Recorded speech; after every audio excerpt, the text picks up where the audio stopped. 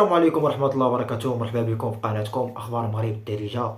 فيديو اليوم غادي تشوفوا الإعلام المصري وهو يتكلم على الأندية المغربية وعلى المنتخب المغربي اللي غادي يشارك في كأس العالم والحظوظ تاعو والمنافسين اللي غادي يواجه في كأس العالم، وكذلك استفاقات الرجاء الرياضي في البطولة المغربية ونادي الجيش الملكي اللي قال عليه أنه عنده جمهور كبير وغادي يكون خصم قوي في كأس الكاف. خليكم. عندنا المغرب وتونس، عندنا السنغال، الكاميرون، غانا، الخمس منتخبات. توقعاتكم ليهم ايه؟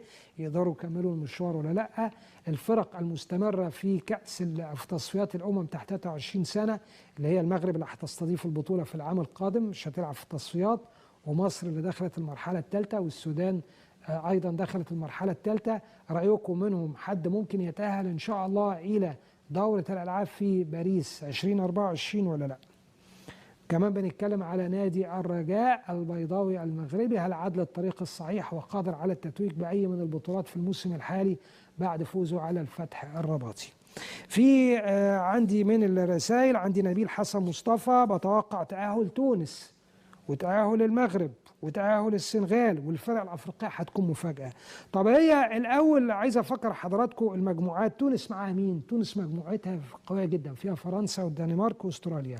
المغرب مجموعتها فيها مين؟ فيها بلجيكا المصنف الثاني على العالم، واللي عندنا فقرة النهاردة عن لقائه مع مصر هتكون في نهاية البرنامج إن شاء الله، لأنه في لقاء مرتقب هيجمعنا بالمصنف الثاني في العالم منتخب بلجيكا. أكيد عايزين تعرفوا عنه بعض المعلومات، وأعتقد الجماهير المغربية أيضا عايزة تعرف بعض المعلومات.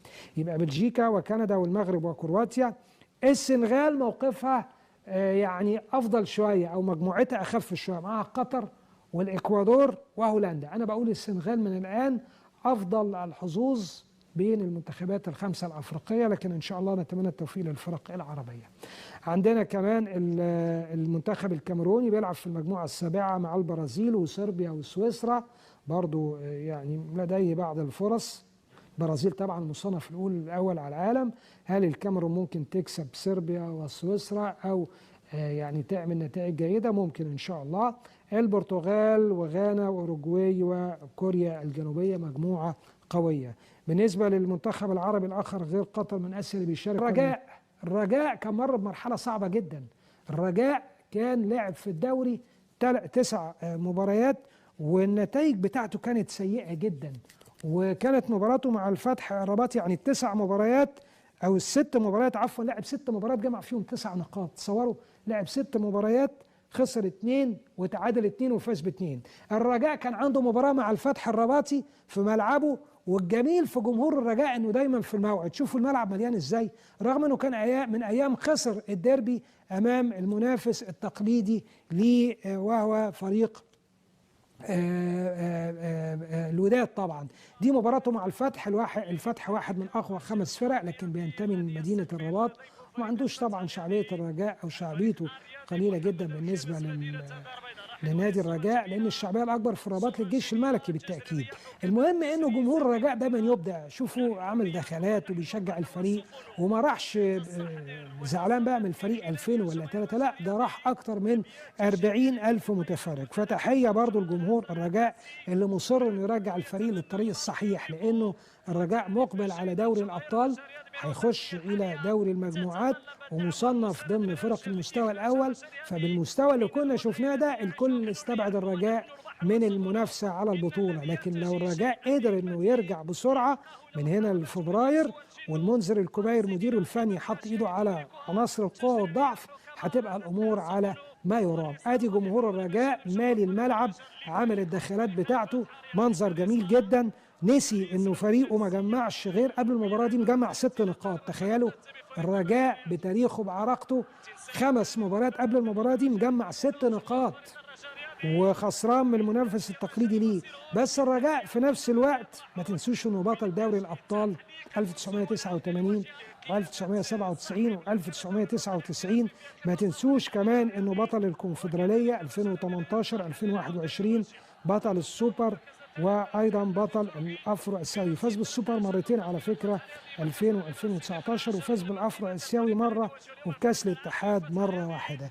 الرجاء الامور مشيت معاه، وفي الدقيقه الثانيه من المباراه سجل هدف. الهدف طبعا ادي المنذر الكبيري هو المدير الفني التونسي للرجاء، تعين من شهر ونص تقريبا، بس جاي في مرحله صعبه. المهم انه التوفيق حالف الرجاء ان الكره اهي معاه في الدقيقه الاولى، وكره اوفر عاديه جدا. المدافع جاي يطلع الكوره، المهدي باسل سجلها في مرماه وفي مقتل في زاويه صعبه جدا، حارس المرمى ما قدرش يعمل حاجه. بعد دقيقه 45 ثانيه تخيلوا، طبعا يعني ادى دافع للرجاء كبيره جدا، وهو الهدف ده كان هو هدف المباراه، وخرج بيه الرجاء فايز 1-0. المدير الفني للفتح كان مدير فني سابق للرجاء اللي هو جمال السلامي، والرجاء في الدوري الابطال ماشي كويس، يعني هو الحظ طلع له جمعيه نجلك بطل النيجر اللي هو هيقابله بيراميدز، ففاز عليه 2-0 و1-0. عنده مجموعه من اللاعبين لا باس بها، بس مش بنفس قوه المجموعه اللي فاتت، يعني سفيان الرحيمي وبن مالينجو ومحسن متولي كل دول مش موجودين دلوقتي. عنده زكريا الهبطي، سفيان بن جديده، محمد النهيري اللاعب الاسبق للوداد، لكن هياخدوا فتره شويه، عشان كده الجمهور يمكن عارف هذا الامر ومش مستعجل عليهم.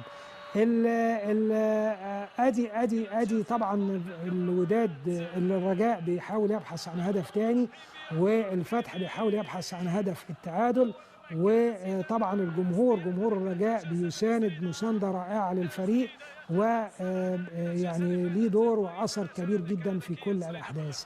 الحكم هنا ادى ضربه جزاء،